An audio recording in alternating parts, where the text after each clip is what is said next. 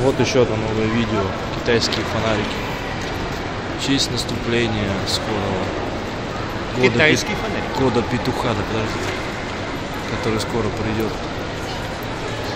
Да, который наступит 28 января по китайскому календарю. Это очень все красиво смотрится. Вот. Это, считайте, еще одно новое видео. Классное видео будет очень-очень много. Надо с ними заканчивать. Красиво. Да, много фонариков. Заканчивай, оператор. Не хочу заканчивать пока. Так что красота. Красота. Ну да, действительно, ты скажешь, прав, надо заканчивать. И мне что-то не хочется. Пока еще раз эту красоту я сниму. Так что ладно, все, пока.